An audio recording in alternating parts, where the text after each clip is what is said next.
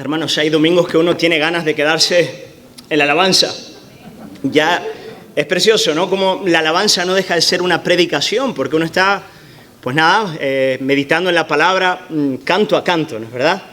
Pero la predicación tampoco deja de ser una alabanza, porque cuando nos acercamos a la palabra lo hacemos para adorar también. Así que nada, yo quiero invitaros hoy a adorar al Señor en Efesios capítulo 4, versículo 25. Así que os invito a abrir la Biblia ahí en Efesios capítulo 4, versículo 25. Vamos a leer la palabra, hermanos. Efesios capítulo 4, versículos 25 al 32. Así que con toda atención en la palabra, pidiendo el don del Espíritu Santo para poder entenderla y para poder amarla, recibirla, ser transformados por ella, todas esas cosas. Dice la palabra del Señor, por lo cual, dice el apóstol Pablo, por lo cual, desechando la mentira, hablad verdad cada uno con su prójimo, porque somos miembros los unos de los otros. Airaos, pero no pequéis. No se ponga el sol sobre vuestro enojo, ni deis lugar al diablo. El que hurtaba no hurte más, sino trabaje, haciendo con sus manos lo que es bueno, para que tenga que compartir con el que padece necesidad. Ninguna palabra corrompida salga de vuestra boca, sino la que sea buena para la necesaria edificación, a fin de dar gracia a los oyentes. Y no contristéis al Espíritu Santo de Dios, con el cual fuisteis sellados para el día de la redención. Quítense de vosotros toda amargura, enojo, ira, gritería y maledicencia y toda malicia. Antes, sed benignos unos con otros, misericordiosos, perdonándoos unos a otros, como Dios también os perdonó a vosotros en Cristo. Hasta ahí la lectura bíblica. Oramos y este tiempo delante del Señor. Padre, queremos agradecerte por poder hoy meditar en tu palabra. Señor, gracias porque, como tú mismo nos dices, Señor, no solo de pan vivirá el hombre, sino de todo lo que sale de la boca de Dios. Y hoy queremos comer de tu palabra y queremos pedirte el don de tu Espíritu Santo para poder entenderla de verdad y que nuestros corazones sean quebrantados delante de ella y también consolados y sanados, y que tú nos santifiques, Padre. Santifica hoy a tu iglesia. Queremos seguir creciendo en el conocimiento de ti, en el gozo, en la salud. Por eso, Espíritu Santo, ven a este lugar, disipa las tinieblas, reprende al maligno, Señor, y glorifica tu nombre. Tal vez hay personas en este lugar muy, muy necesitadas de ti. Padre, haz el milagro. Ven a su encuentro. Te lo pido, Padre, en el nombre de Jesús. Amén. Amén. Queridos hermanos, estamos en el apartado práctico de la epístola del apóstol Pablo a los Efesios. En este apartado el apóstol Pablo nos enseña cómo debemos vivir a partir de la gracia de Dios o de la salvación que el Dios Trinidad ha derramado sobre nuestras vidas, a partir del amor electivo del Padre, a partir de la obra redentora del Hijo, a partir del sello del Espíritu Santo, cómo debemos vivir a partir de esas realidades. Y queridos hermanos, quería destacar para empezar el sermón algo bastante obvio, pero que se nos puede de vez en cuando olvidar, y es que la salvación tiene una dimensión práctica. La salvación tiene una dimensión práctica. Hermanos, Jesús no murió solamente para llevarnos al cielo, que también. Él murió para santificar nuestras vidas, sanarlas, salvarlas, en el pleno sentido de la palabra, en todas sus dimensiones. Él viene a rescatar, Él viene a sanar, Él viene a salvar. Su sangre derramada no solamente nos reconcilia con el Padre, justificación, sino que promueve en nosotros verdadera santidad. Eso es fruto de su aflicción. Forja en nosotros la belleza del carácter de Cristo y nos lleva a vivir, en términos prácticos, de modo que seamos de bendición en la vida de nuestro prójimo. De modo que nuestras vidas, en términos de carácter, en términos de palabras, de comportamiento, de actos, de trabajo, que sea una bendición. El creyente es llamado a ser sal, es llamado a ser luz, es llamado a manifestar la belleza de Cristo. Hermanos, esa es la belleza de la obra del Señor en nuestras vidas. Amén. Así como un tronco muerto y seco es injertado en la vid, así es la reconciliación con el Padre, pero a partir de ese momento que ocurre, la savia de la vida empieza a correr en el pámpano y él empieza a fructificar. Esa es la vida del creyente. Es la vida de un pámpano que ha sido unido a la vid verdadera y que es transformada por ella. Amén. Bendito sea el nombre del Señor por eso. Pero, queridos hermanos, dando un paso más, esta dimensión práctica de la vida cristiana, estos cambios que acontecen en nuestras vidas y que son necesarios, es imposible ser creyente sin que eso ocurra, no existe eso, ¿ok? Pero estos cambios no acontecen sin nuestra participación, sin nuestra acción, sin nuestra actividad. Hermanos, nosotros no somos santificados a partir de nuestra pasividad, en otras palabras, sin hacer nada. Y hermanos, quiero detenerme un poquito aquí porque creo que en este asunto, dentro de la iglesia, hay bastante confusión. Algunos piensan, y venid conmigo, puede ser que tú hayas pensado así o que lo hayas escuchado ya de algún maestro aquí un poco equivocado en este asunto, pero algunos piensan que la santidad ocurre cuando uno se rinde por completo a Jesús y permite que Él obre. Quiere decir, lo único que tienes que hacer es no interferir, ¿ok? Deja que Él actúe. Tú te rindes y en ese acto de pasividad completa, el Señor hace la obra. Queridos hermanos, tengo una mala noticia para ti. Eso no es verdad. La Biblia no habla en esos términos cuando habla de la santidad. En efecto, hay tantas cosas. No haced morir el pecado en vosotros. No dar lugar a la carne. Haced esto, dejad de hacer aquello. Y en el contexto de estos versículos que son tan prácticos, el apóstol Pablo nos habla de la santidad, lo vimos en el último sermón de Efesios, como un despojarnos del viejo hombre y vestirnos del nuevo. Hermanos, no hay nada pasivo ahí, ¿no es verdad? Ahí lo que tenemos es acción, despojarse del viejo hombre y vestirse del nuevo. Esto es muy activo.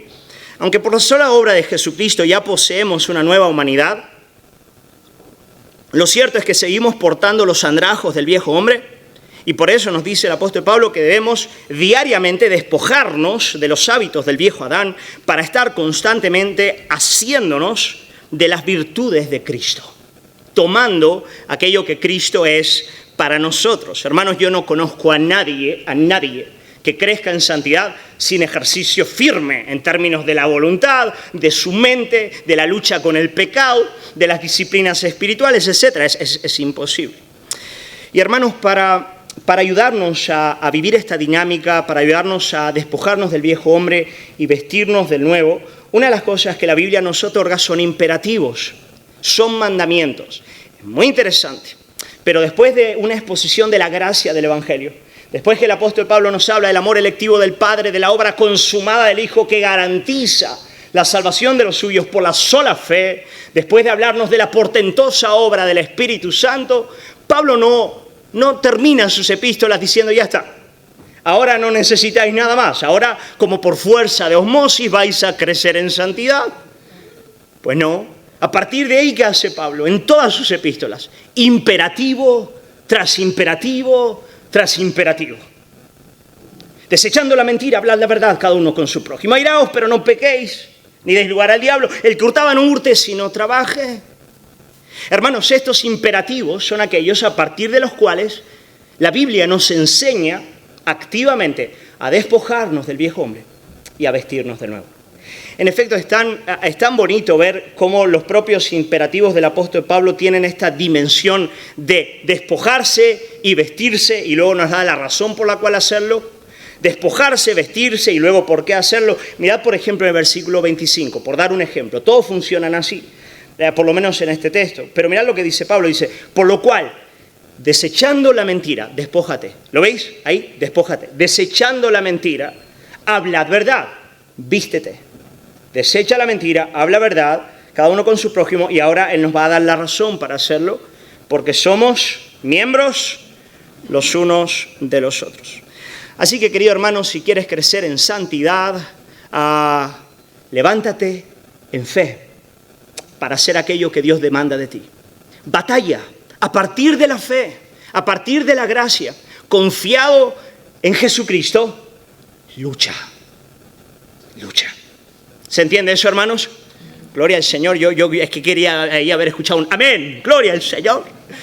Hermano, tenemos que batallar, tenemos que hacerlo. Ese es el llamado del Señor. Ahora, de manera muy particular, os dije que la santidad, ella afecta a todas las dimensiones de nuestra vida. Pero de manera muy particular, en los versículos 25 al 32, el apóstol Pablo nos va a hablar de la santidad dentro de nuestras relaciones en el cuerpo de Cristo, en la iglesia. La salud de nuestras relaciones en la comunidad de la fe. En otras palabras, en estos versículos que acabamos de leer, encontramos imperativos para cultivar relaciones sanas en la iglesia. Relaciones sanas en la iglesia. Ahora bien, de eso vamos a hablar hoy. Ese es el tema de hoy. Ese es el tema de hoy. Imperativos para restaurar y tener relaciones sanas los unos con los otros. Ahora bien, hermanos, yo reconozco que este es un tema recurrente en este púlpito. Quiero decir, si vienes ya hace un tiempo, me habrás escuchado hablar de este tema varias veces, ¿no es verdad? Lo trato una y otra vez, pero quiero daros, para empezar, 3 razones por las que no me justifico de volver a hacerlo. 3 razones por las cuales voy a volver a hablar de la importancia de que nosotros como iglesia podamos seguir creciendo en términos de nuestra comunión en amor, en términos de la salud en la comunión de los santos, en términos del servicio, en términos de caminar como iglesia, etc. Os voy a dar 3 razones por las cuales no me justifico de volver a hablar este tema. La primera de ellas es porque predico secuencialmente. Quiero decir, por regla general no elijo qué texto voy a predicar el domingo.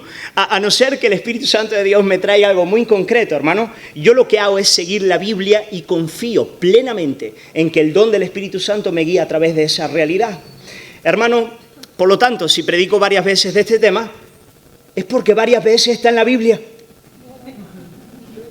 Porque muchas veces está ahí, y por lo tanto, pues nada, una y otra vez, al ir a la Biblia secuencialmente, nos encontramos con este tema. La Biblia lo repite una y otra vez. En segundo lugar, lo repito y vuelvo a predicar de esto, porque este es uno de los temas más difíciles en la vida cristiana.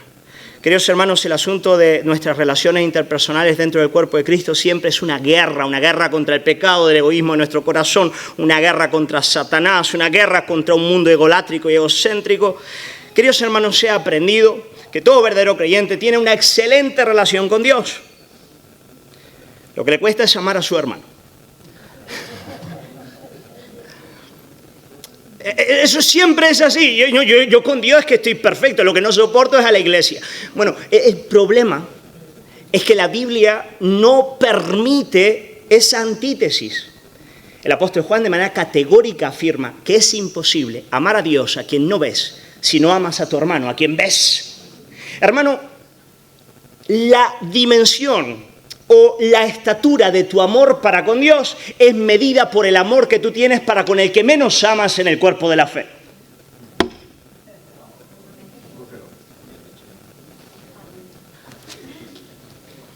Hermano, eso ha sido una pedrada, pero para mí. Para mí, no sé si para ti. Hermano, tu nivel de amor para con Dios es medido por el que menos amas dentro del cuerpo de Cristo. Por lo tanto, hermanos, este es un tema tan importante, tan necesario, que una y otra vez tenemos que volver a él. Pero hay una tercera razón por la cual quiero hablar de este tema en esta mañana tan importante, y es que considero de todo corazón que no hay nada más urgente en nuestro tiempo que una iglesia que manifieste en su seno el amor de Cristo. El amor de Cristo. Hermanos, vivimos tiempos difíciles, arrecia la tormenta. La distancia entre aquello que llamamos mundo y aquello que llamamos reino de Cristo es cada vez mayor. La sociedad post-Constantino en la que hemos vivido por décadas, siglos, por cierto, y que ha sido fuertemente influenciada por la Iglesia, está decayendo. Por lo tanto, una sociedad que es cada vez más contraria y violenta, enemiga de los principios bíblicos, necesita urgentemente a una iglesia que manifieste la luz del Señor en sus relaciones interpersonales. Y por lo tanto tenemos que hacer guerra y tenemos que aprender a relacionarnos de manera correcta los unos con los otros. Así que, hermano, esas son algunas de las razones, yo creo que son de peso, y vamos a ir al texto ya de manera inmediata, ir imperativo a imperativo. Cada uno de ellos es importante, daría para hacer un sermón de cada uno de ellos. No lo voy a hacer porque quiero avanzar en Efesios un poco más, pero en algunos me voy a detener un poquito más, en otros voy a detenerme menos, pero que el Señor vaya ministrando a nuestras vidas, ayudándonos a despojarnos del viejo hombre, vestirnos de nuevo y aprender a relacionarnos de manera saludable dentro del cuerpo de Cristo. Amén.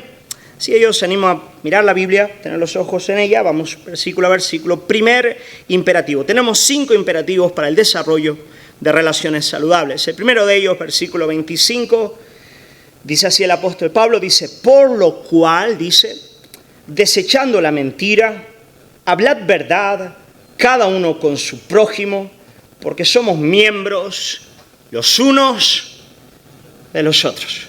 Hermanos, es tan profunda e íntima la comunión que tenemos a partir de la sangre del Cordero Jesús, que Pablo nos dice que somos miembros los unos a los otros. Eso implica que de manera categórica lo que tú haces en el seno de tu habitación en secreto tiene consecuencias masivas en mi vida como pastor. Así como el dedo del pie derecho, el dedo gordo, si se lastima, te duele todo el cuerpo. Del mismo modo, el creyente que en la oscuridad vive una mentira estará afectando a toda la congregación. Somos miembros los unos de los otros. Y por lo tanto, el primer imperativo de Pablo es el siguiente. Él nos dice, lo primero que nos dice es que para disfrutar de una comunión genuina, santa, saludable entre los hermanos, hemos de ser honestos, decir la verdad, ser libros abiertos ante los demás. Queridos hermanos, todo verdadero creyente tiene que tener como propósito el ser un libro abierto. En otras palabras, que aquello que tú ves en él es lo que hay. Aquello que sale de su boca, aquello que ves en su práctica, es lo que hay. No hay más, ni hay menos. Eso es lo que hay. Hermanos, lo siento, esto es lo que hay. Queridos hermanos, no hay doblez de corazón, no hay teatralidad, no hay exageraciones, motivaciones ocultas. El creyente tiene que ser un libro abierto para que todos lo puedan leer. Algunos están muy preocupados con este asunto de los hackers que se meten en tu email para robarte información. Yo siempre he pensado, pues que se metan. La verdad es que tal vez les haga bien leer varios de mis emails. No me escribáis nada privado en mi email. Yo soy un libro abierto. Hermanos, tenemos que ser libros abiertos. Y de todos modos, esto de decir la verdad no es tan sencillo. La dificultad del hombre para ser verdadero delante de los demás reside en que primero tiene que serlo delante de Dios. Y en segundo lugar, tiene que serlo delante de sí mismo. Y esto sencillamente no es fácil. No es sencillo porque a causa del pecado vivimos en una dinámica constante de huida y autoengaño. No solamente delante de los demás, sino delante de Dios y aún peor, delante de nosotros mismos. Eso nos viene desde nuestros primeros padres, ¿no es verdad? ¿Os acordáis? Adán, ¿dónde estás? ¿Dónde estás, Adán? ¿Por qué te has cubierto, Adán? ¿Qué pasa? ¿De quién te escondes? ¿Por qué huyes? Tal vez lo más dramático de la hipocresía reside en cuando nos damos cuenta de que ella nos afecta a nosotros mismos al mirarnos al espejo. En otras palabras, cuando tú llegas al punto de mirar al espejo y preguntarte de todo corazón, ¿quién es el individuo que está ahí? Temo porque no le conozco. Temo porque huye de mí mismo. Hermano, ¿acaso nosotros mismos no somos una gran perplejidad y un gran escondite para nuestra propia condición? ¿Sí o no? ¿Cuántas veces nos pillamos de sorpresa mintiendo, no? A nosotros mismos. Creyendo en nosotros algo que no es. Pensando en nosotros algo que no existe. Y uno se pregunta, ¿cómo puedo ser veraz delante de los demás si soy incapaz de ser verdadero siquiera delante de mí mismo? Si la hipocresía me afecta al nivel del ego. Hermanos, la Biblia habla en esos términos. Jeremías capítulo 17, versículo 9, dice así el profeta, dice, engañoso es el corazón más que todas las cosas y perverso. ¿Quién lo conocerá? Queridos hermanos, tenemos enormes dificultades de ser verdaderos ante nosotros mismos. ¿Cómo lo podríamos ser entonces delante de los demás? Bueno, bendito sea el nombre del Señor, la Biblia nos lo dice. Sigue diciendo el profeta, él se pregunta, engañoso es el corazón, perverso, ¿quién lo conoce? Él responde y nos dice, yo Jehová, que escudriño la mente y que pruebo el corazón. Queridos hermanos, el único que nos conoce es Dios. En efecto, nadie nos conoce como Dios, ni yo me conozco como Dios me conoce, y yo soy completamente incapaz de conocerme a mí mismo, de ser sincero delante de mí y de los demás, si no es a partir del foco de la luz divina. Solamente cuando yo vivo bajo el escrutinio de Dios, su luz, que alumbra mi alma, que irrumpe en mi corazón, su palabra, que me deja ver quién soy. Solamente a partir de ahí yo puedo ser veraz delante de mí mismo y delante de los demás. Querido hermano, la luz de Cristo ha irrumpido en tu corazón. Tú has dejado que ella penetre. Tú has permitido que ella entre a lo más recóndito de tu alma y te diga quién eres, pero te lo diga de verdad. Hermano, no puedes ser veraz si eso no ocurre. El Salmo 51, el salmista dice lo siguiente, dice, porque tú amas la verdad en lo íntimo. Tú amas que nosotros sepamos la verdad ahí dentro, en lo más profundo. Y en lo secreto, dice, me has hecho comprender sabiduría. Es Dios el que penetra ahí adentro y nos deja conocer la verdad en lo íntimo. Es Dios el que nos deja conocer sabiduría en lo más secreto de nuestros corazones. Y es este ambiente iluminado por la palabra divina, cuando el don del Espíritu Santo irrumpe a partir de ella en el fuero interno del hombre, lo que le capacita para que a partir de Dios se conozca a sí mismo. Las Institutas de Juan Calvino, él empieza en su primer gran capítulo, todos deberían leerlo, hablando sobre la relación que hay entre el conocimiento de Dios y el conocimiento de uno mismo. Y él afirma que es imposible conocerse a uno mismo si no es a partir de Dios, porque a imagen y semejanza de Él hemos sido creados. Por lo tanto, hermanos, si quieres ser verdadero, deja que la luz de Dios irrumpa en tu alma. No la luz de la religión, no la luz de tus propios pensamientos, no la luz de lo que el pastor te dice desde el púlpito, pero la luz de su santa palabra, que es capaz de penetrar hasta lo más profundo y revelar lo que hay en el corazón. Este ambiente iluminado es el único propicio para el arrepentimiento y el entendimiento del Evangelio. Solamente cuando Él nos ilumina y adentro podemos arrepentirnos, podemos reconocer y entender nuestra necesidad de un Salvador, y solamente a partir de esa dinámica empezamos a tener comunión sincera con los demás.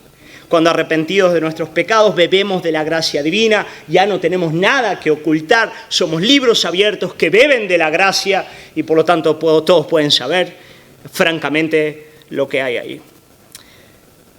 Primera de Juan 1, 5 al 7. Voy a ir terminando este punto, pero déjame leer estos versículos porque son poderosos. Primera de Juan 1, 5 al 9, perdón. Me encanta la sencillez del apóstol Juan y la claridad con la que él habla de todos los temas. Él dice lo siguiente, este es el mensaje que hemos oído de él y os anunciamos. Dios es luz, Dios es claridad, Dios es verdad, Dios es pureza. No hay nada oculto en él. Dios es un libro abierto, Dios es luz y no hay tinieblas en él. Si decimos que tenemos comunión con él y andamos en tinieblas, entiéndase mentira, ocultando, mentimos, si no practicamos la verdad. Pero si andamos en luz, bajo la luz divina, como Él está en luz, tenemos comunión unos con otros. Y la sangre de Jesucristo, su Hijo, nos limpia de todo pecado, porque el pecado oculto no es perdonado. El que oculta su pecado se pudre con él, pero el que lo confiesa, el que lo pone en la luz, encuentra la sangre del Cordero Jesús que lo limpia. Claro, si decimos que no tenemos pecado, nos engañamos a nosotros mismos y la verdad no está en nosotros. Quiero decir, andar en luz no implica andar sin pecado. Al contrario, dice Juan, es que si dices que no tienes pecado es que te engañas a ti mismo y no estás en la verdad. ¿Qué es andar en luz? Si confesamos nuestros pecados, Él es fiel y justo para perdonar nuestros pecados y limpiarnos de toda maldad. Hermanos, andar en luz es andar en la práctica de la confesión, en la sinceridad referente a la realidad de nuestros pecados. Y eso hace que no solamente podamos tener comunión con Dios, pero también podamos tener comunión los unos con los otros. Déjame hacerte una pregunta. ¿Eres un libro abierto, hermano? ¿Dices la verdad? ¿Andas en verdad? ¿Qué cosas debes evitar, hermano? Debemos evitar decir medias verdades. Debemos evitar el hablar de otros a terceros. El ser sutiles en las críticas y difamaciones a nuestros hermanos. Debemos evitar el tener doblez de espíritu o de corazón. Cuando tú veas doblez en tu alma, mortifícalo en el nombre de Jesús, deséchalo. No debemos ser superficiales o ser de aquellos que marcan una distancia emocional y no dejan que nadie conozca lo que está ahí adentro. El Evangelio quiere hacerte libre de eso. No debemos ocultar nuestra lucha contra el pecado. Vamos, que tampoco lo tienes que de púlpito decir, ¿sabes? Pero tienes que tener ambientes donde eso ocurre, donde estás confesando. Y si quieres decirlo de púlpito, bienvenido eres, no hay ningún problema. No debemos ocultar nuestra lucha con el pecado. Todo eso debe ser desechado en nuestras vidas, de modo que digamos la verdad en amor, que seamos libros abiertos en Cristo Jesús. Amén. Así que, hermano, desecha la mentira y di la verdad. Dejadme, aunque me haga un poquito pesado, dejadme abrir aquí un paréntesis para tratar un asunto que creo en el que hay confusión. Hermanos, algunos cuando se habla de decir la verdad, utilizan este imperativo bíblico como una justificativa para dar lugar a la carne. Quiere decir, yo voy a ser verdadero, yo te voy a decir lo que pienso. Hermano, cuando yo escucho eso, ya digo, aquí salta la carne, aquí me va a saltar el tigre. Mira, puro pecado ahora. Ahora viene puro pecado. Yo te voy a decir lo que estoy pensando porque voy a ser honesto, verdadero. Hermano, en términos bíblicos, eso es usar este imperativo como un justificativo para el pecado. Y esto va a ser un poco difícil, pero escúchame, cuando tú hablas en esos términos, tú estás diciendo, la verdad es lo que yo siento. La verdad se mide a partir de lo que yo pienso. La verdad bíblica, hermanos, la verdad con V mayúscula es lo que Dios piensa y lo que Él dice. Por lo tanto, mucho de lo que tú piensas o dices es mentira. Y si es mentira, te callas. Te lo callas, lo mortifica y di la verdad. La verdad no está en el ser interior del hombre. El hombre no es el parámetro último de la verdad. La verdad está en Dios, en su palabra. Por lo tanto, decir la verdad y ser verdadero muchas veces implica mortificar la carne. Por lo tanto, cuando yo me enfado con alguien y le quiero decir 3 cosas, le digo a mi corazón, eso es mentira. No es verdad, no las voy a decir y las mortifico. Amén. Así que, hermano, en primer lugar, yo quiero animarte, si tú luchas con la mentira, y estoy seguro que en este lugar hay gente que está viviendo en tinieblas, yo quiero llamarte en el nombre de Jesús a ir a la luz, a confesar tu pecado, y en ese lugar vas a ver el consuelo de Cristo, la gracia de Cristo, te va a sorprender lo bella que es la luz, lo bello que es andar en la vida delante de Dios, de ti mismo y de los hombres como un libro abierto. Hermano, eso es lo primero que necesitamos como iglesia. Amén. Pasamos al segundo punto, versículo 26, segundo imperativo. No voy a tardar tanto en todos, ¿vale? Pero el 26 es importante también. Segundo imperativo para tener relaciones saludables, dice el apóstol Pablo, airaos, pero no pequéis, no se ponga el sol sobre vuestro enojo, ni deis lugar al diablo. Así que el primer imperativo tiene que ver con la mentira, desechar la mentira, abrazar la verdad. El segundo imperativo tiene que ver con el asunto de la ira. Airarnos, pero no permitir que la ira promueva pecado. Queridos hermanos, aunque para muchos en los días de hoy la ira tiene una connotación puramente negativa, en otras palabras, cuando la gente piensa en la ira, piensa en algo malo, ¿no es verdad? Por regla general, cuando tú piensas en la palabrita ira, te viene pues ese hombre verde que se levanta y rompe todo, ¿no? Entonces, esa idea de alguien descontrolado que va reventando todo. Pues nada, en ese sentido la ira desde luego es mala, pero la Biblia nos habla de una ira santa. Para la Biblia, la ira no es un afecto necesariamente malo. En efecto, ella puede ser evidencia de un corazón santo.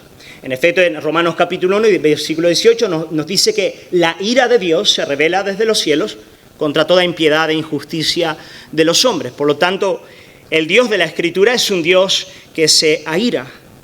Queridos hermanos, cuando nuestros hermanos actúan de manera incorrecta, pecan delante del Señor, delante de su prójimo, delante de nosotros mismos, la indiferencia, la tolerancia, la pasividad no es indicación de amor. En efecto, el amor, cuando hay pecado, se aira, se enfada, está enfadado, debe serlo. Hermanos, hay algo mal en el corazón de una persona que no siente esta clase de indignación. Sin ella, sin una medida de ira santa, es imposible actuar para confrontar el pecado, para llamar al arrepentimiento. De eso Pablo va a hablar en el capítulo 5, versículo 11, por ejemplo. El verdadero amor se expresa con una medida de ira sincera ante la realidad del pecado. Hermanos, en el amor no hay adulación, en el amor hay verdad, en el amor hay verdad. Os leo lo que dice John Stott al respecto, gran teólogo que ya está con el Señor, uno de los más mansos que han pisado la tierra en el último siglo, un hombre manso, un hombre tratado por el Señor. Pero vean lo que él dice.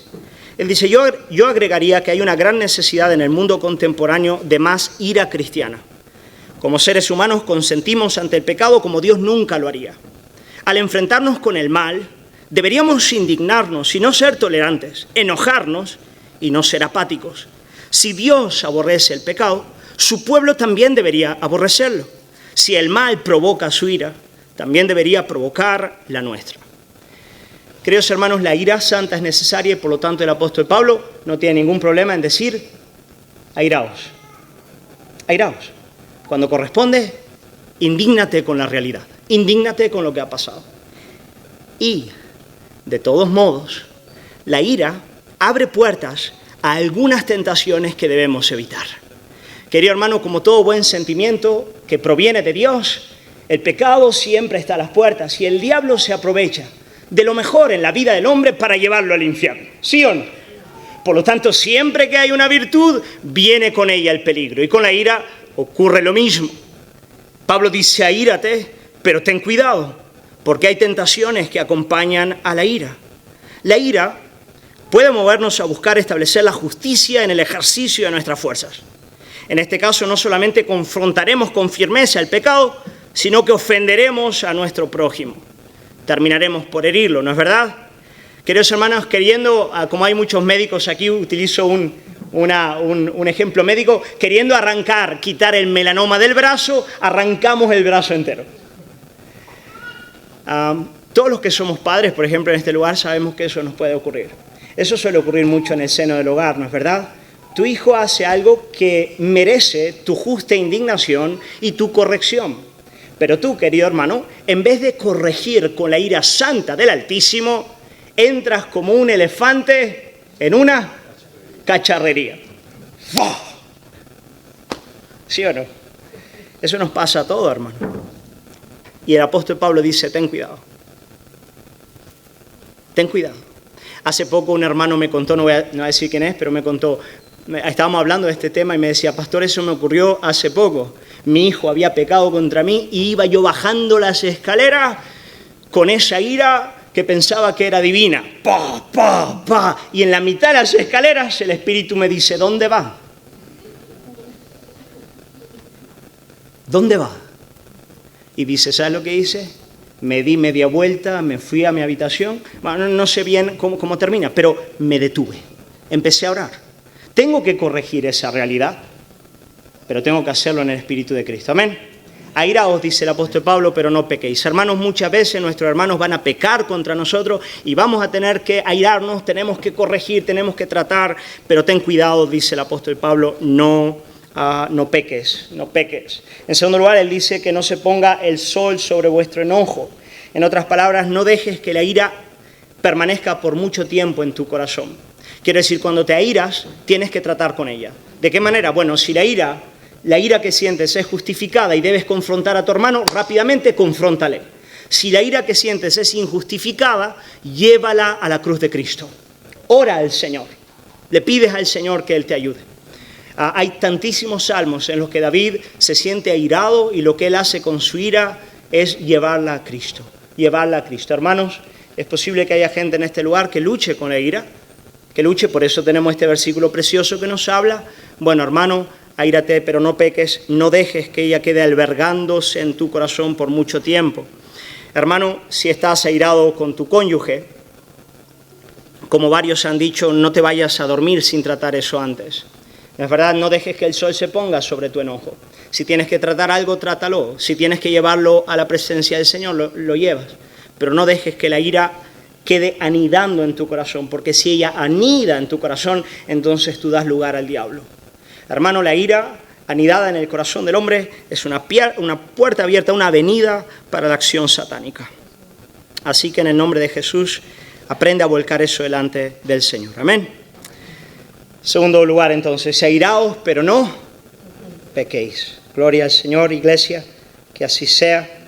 Me encanta cuando en el Antiguo Testamento dice que cuando iban a construir el templo, tenían que tratar las piedras, las tenían que moldear fuera del lugar del templo, porque cuando se trajesen al templo, en el templo no se podía oír ruido. No se podía oír ruido. No podía haber griterías, ni enfados, ni iras en el templo del Señor. Hermanos, que así sea nuestro medio. Amén. Que así sea. Muy bien, seguimos adelante, versículo 28. Tercer imperativo, Dice el apóstol Pablo, el que hurtaba no hurte más, sino trabaje haciendo con sus manos lo que es bueno, para que tenga que compartir con el que padece necesidad. Queridos hermanos, la buena salud de nuestras relaciones depende, entre otras cosas, de que cada uno de nosotros se ocupe de las labores que Dios le ha otorgado. Esto es bien importante hacerlo. Tal vez de los que estamos aquí, tal vez ninguno se dedica al robo. No me imagino a vosotros el sábado por la noche de capucha intentando ir a un banco. Me sorprendería, hermanos, por favor. Por favor, no. Desde luego alguien puede robar sonegando impuestos. Sonegando impuestos o no pagándole al trabajador lo que es justo. Alguien podría robar de otras maneras, desde luego que sí. Hermanos, todo eso lo tenemos que evitar. Pero a modo práctico para la iglesia quiero dar una aplicación que no es del todo directa al texto, pero la quiero dar en esta mañana. Si queréis un sermón sobre el trabajo, en 1 Tesalonicenses hay uno que dimos bien abundante. Pero queridos hermanos, nosotros vivimos en una sociedad donde muchos viven de los demás. ¿Sí o no? Viven, bueno, algunos dicen de vivir del cuento, pero también puede ser vivir de los demás.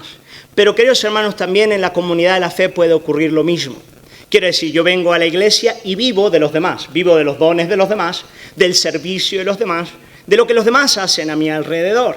En otras palabras, yo soy algo así como alguien que está ahí sencillamente viviendo de los dones y servicios de otros. Y después, además, ahora sí voy a tocar heridas, ¿vale? Lo siento. Pero después, además, es que podemos dedicarnos a comentar cómo los demás lo hacen. Si lo hacen bien, lo hacen mal, si se portan así o asado. El apóstol Pablo nos dice, mira, escúchame, si tú quieres tener relaciones sanas, dedícate a desarrollar aquello que Dios ha puesto en tus manos, trabaja con ahínco y sé una bendición para los que tienes a tu alrededor. Amén. Hermano, dedícate a trabajar, dedícate a producir los dones que Dios te ha dado, aquello que Él ha puesto en tus manos para ser una bendición para la iglesia. Y tal vez alguno en este lugar diga, pastor, yo quiero empezar ya, ¿cómo puedo hacerlo?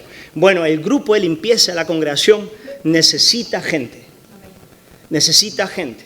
Así que yo quiero animarte a apuntarte en el grupo de limpieza para poder tener más grupos y poder hacer mejor nuestra labor. Ese es un buen lugar para empezar. Necesitamos hermanos que estén dispuestos a visitar a gente enferma, cosa que muchas veces los pastores no damos abasto. Bueno, persónate y nos dices, yo quiero visitar, servir en amor a mis hermanos, quiero ir ahí donde están. Bueno, hermano, adelante, puedes hacerlo. Hermano, dedícate a trabajar y a bendecir a los que tienes a tu lado. Amén. Cuarto, versículo 29. Dice el Espíritu Santo, ninguna palabra corrompida salga de vuestra boca, sino la que sea buena para la necesaria edificación, a fin de dar gracia a los oyentes. Querido hermano, como dice Santiago, la lengua es un instrumento complejo. Ella puede ser un instrumento capaz de producir las cosas más bellas, de edificar, de sanar, de restaurar, de confrontar, pero también puede causar incendios, puede traer odios, rencores, homicidios, celos, iras, contiendas. La lengua, hermanos, es un instrumento que debemos aprender a dominar a partir del Espíritu Santo de Dios. El apóstol Pablo nos está diciendo que nada corrompido debe salir de nuestra boca. Aquí la palabra corrompido tiene la connotación de una fruta que está descompuesta, podrida, que está mala, que le va a hacer daño al otro. Pablo está diciendo que nada que sea corrupto, corrompido, salga de vuestra boca. Nada que venga a dañar o a enfermar a tu hermano. Hermanos, estas palabras corrompidas pueden venir en forma de queja, crítica, murmuración, ofensa, altivez, ironía, desprecio, mentira, engaño, etc. El apóstol sabe que muchas veces nos vemos tentados a hablar de ese modo y por lo tanto él nos dice, mortifícalo, aprende a dominar tu lengua. Pero queridos hermanos, cuando el apóstol Pablo dice ninguna, eso también es importante porque a veces nos pasa que hay ambientes y lugares donde dominamos y refrenamos nuestra boca. Hermano, especialmente cuando hablamos con alguien que tenemos por reconocimiento. Pero hay otros ambientes y lugares donde decimos, aquí rienda suelta. Aquí en el seno de mi hogar, con mi esposo, con mi esposa, raca. ¿Sí o no, hermano? Pero Pablo dice, no hay ambiente, no hay lugar, ninguna, dice, ninguna palabra. Quiero decir, aprende a dominar tu lengua en el ambiente en el que estés. Allí con quien estés, ninguna palabra corrompida salga de tu boca. Pero no solamente eso, habla la palabra necesaria, la palabra buena para edificar a tus hermanos. No solamente, hermanos, tenemos ese aspecto negativo de la boca, de las palabras, sino que Pablo dice, la boca, las palabras, ellas tienen la capacidad de edificar, de bendecir, de embellecer, de sanar, de curar, de restaurar la vida de nuestros hermanos. Por lo tanto, no solamente palabras hirientes, pero también palabras vanas deberían ser evitadas por el creyente. Que aquello que sale de su boca pueda ser para la edificación de sus hermanos en la fe. ¿Sabíais que Jesús dijo que nosotros vamos a rendir cuentas de cada palabra que sale de nuestra boca? Tremendo, ¿no es verdad?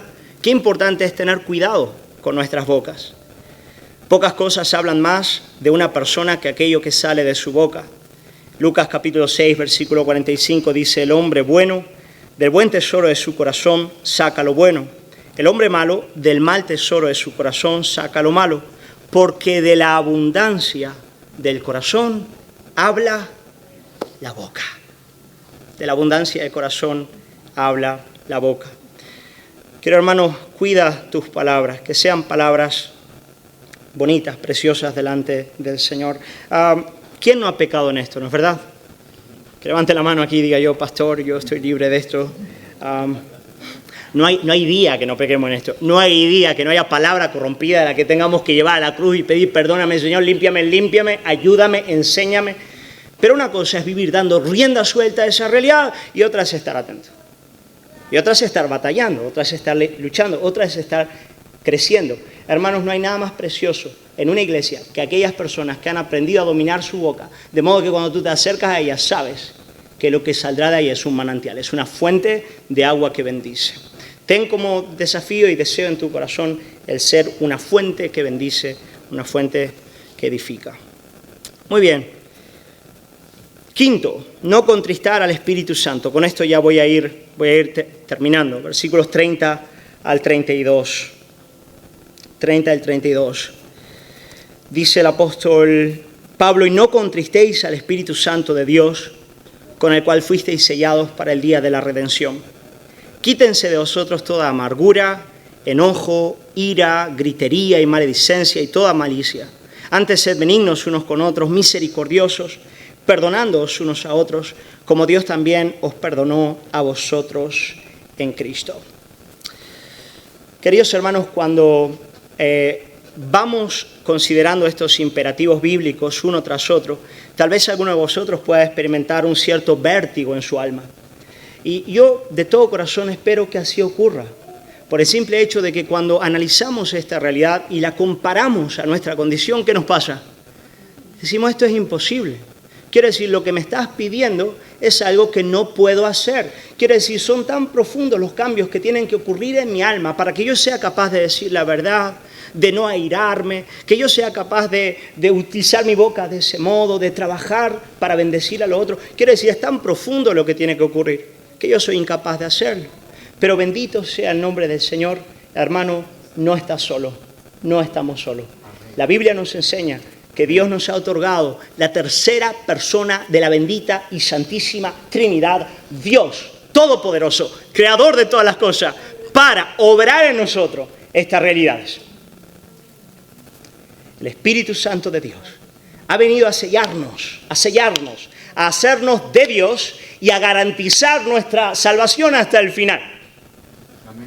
De modo que ella tampoco dependa del progreso de la fe, sino de solo Cristo y del cuidado y protección del Espíritu.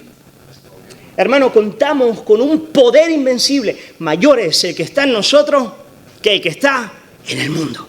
Mayor es que nuestro pecado, mayor es que el diablo, mayor es que la carne, que el mundo.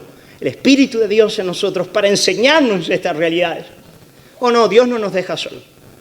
Dios no nos dice, hazlo y ahí te quedas. No. El Espíritu Santo de Dios está con nosotros. Alabado sea el Señor por eso. Pero queridos hermanos, el Espíritu Santo de Dios, Él opera de manera poderosa y eficaz a partir de una disposición de espíritu concreta, a partir de una actitud del corazón, a partir de una posición del alma concreta. Mira qué interesante. El apóstol Pablo en los versículos 31 y 32 va a contrastar dos actitudes muy contrarias del corazón. Dos actitudes muy contrarias del corazón. Una que debemos evitar y una que debemos abrazar. El versículo 31 dice, quítense de vosotros toda amargura. Amargura quiere decir sentirse ofendido, rencor con los demás.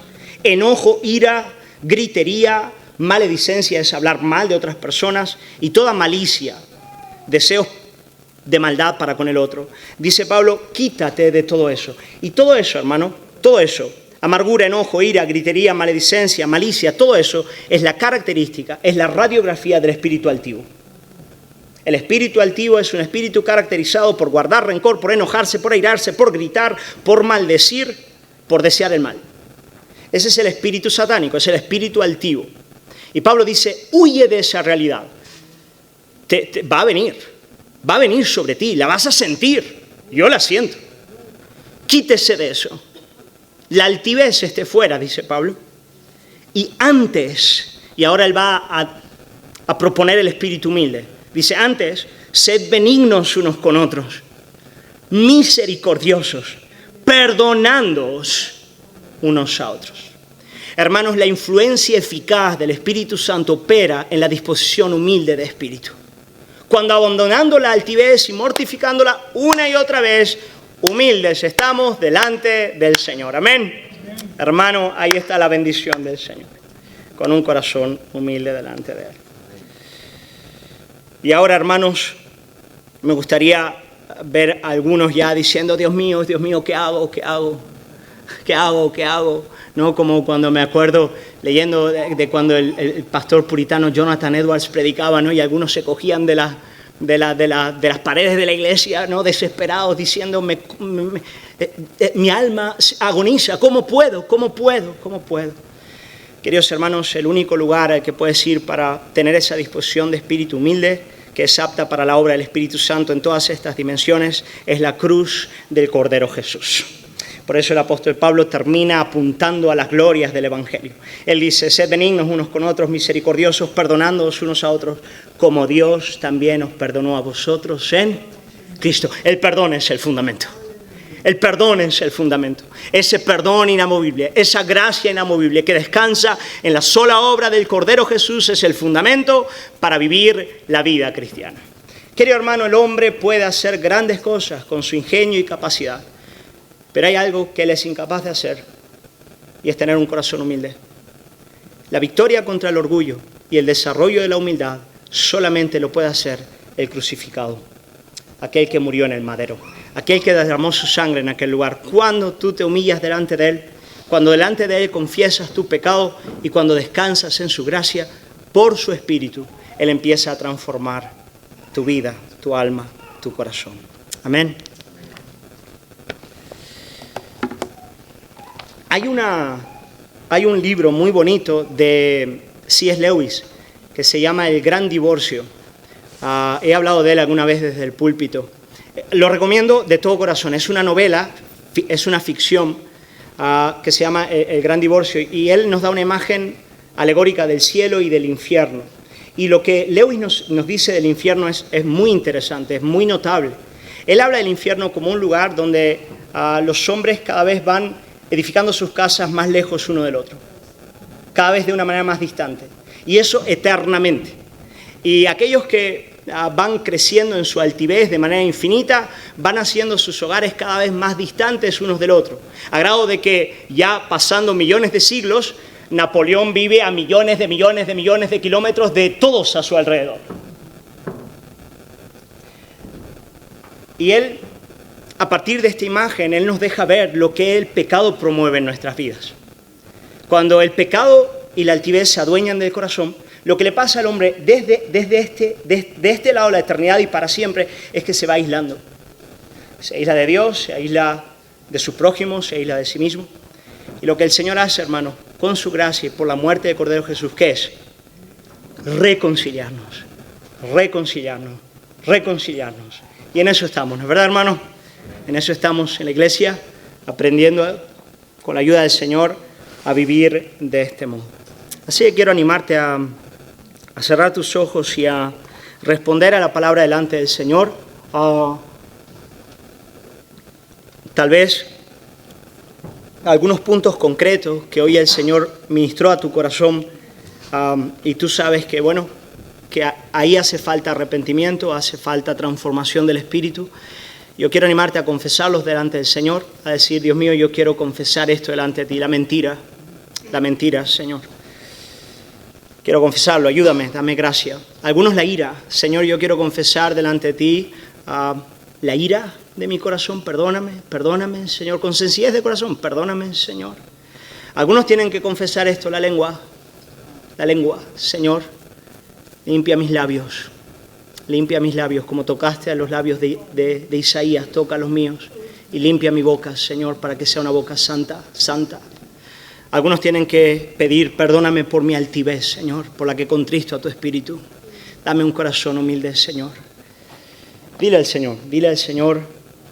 Tal vez otros tienen que arreglar cuestiones también dentro de la congregación, pedir perdón, perdonar. Que así sea en esta mañana. Padre, queremos agradecerte por tu palabra, agradecerte por la sencillez, pero también por el poder con el que ella viene a nuestras vidas, Señor. Dios mío, gracias porque ella es como un espejo que tú pones delante de nosotros para que podamos conocernos, para que podamos acudir a ti, limpiarnos de todo mal, para que podamos de verdad, Señor, aprender a amar con tu amor y a disfrutar de aquello para que tú nos has creado, para conocerte a ti, para amarte a ti, para amar a nuestros hermanos y deleitarnos también en la comunión de los santos. Señor amado, en un mundo salvaje, en un mundo de competición atroz, de iras, de homicidios, de contiendas, de guerras, Señor, en un mundo, Señor, donde los hombres son enemigos para los hombres. Nosotros, que no somos diferentes a los hombres, nosotros, Señor, que hemos nacido con la misma tara y el mismo pecado y el mismo orgullo, venimos delante de ti. Venimos delante de ti porque solamente en ti tenemos esperanza. Solamente en ti tenemos esperanza para no divorciarnos, para no aborrecer a nuestro cónyuge. Solamente en ti tenemos esperanza para amar a nuestros hijos y no menospreciarlos o abusar de ellos. Solamente en ti tenemos esperanza para amar y honrar a nuestros padres muy a pesar de sus pecados. Solamente en ti tenemos esperanza, Señor amado, para poder amar a nuestros hermanos en la fe, amar a nuestro vecino, perdonar a nuestro enemigo. Señor, todos esos milagros que solamente la sangre derramada en el madero y el poder del Espíritu Santo pueden promover en nuestras vidas. Pedimos que lo sigas haciendo. Señor amado, me viene a la mente los tiempos tan bellos que tuvimos en el retiro como familia, como iglesia. Señor, el hecho de haber podido disfrutar tanto de la comunión de los santos, escuchando tu palabra, pero también jugando, disfrutando, alegrándonos, Señor. No podemos más también que agradecerte por todo lo que ya has hecho. Agradecerte, Padre Santo, por haber ya cambiado nuestros corazones, estar santificándolos, estar volcándonos en un amor sincero uno para con otros, Señor. Guárdanos del diablo, guárdanos de sus engaños, guárdanos de sus trampas, Señor. Y haznos vivir delante de nuestros prójimos en el santo temor del Señor. Señor amado, si hay cosas que tienen que resolverse en este sentido, si hay que pedir perdón, si hay que confesar, yo quiero pedirte que lleves a tu grey, a cada uno de nosotros y a mí también, a poder actuar como corresponde delante de tu palabra, a no ser oidores olvidadizos, ni a movernos por afectos inmediatos, sino que en toda obediencia podamos seguir fructificando para la gloria y honra de tu nombre, Jesús. Te lo pedimos, Padre, en el precioso nombre de Jesús.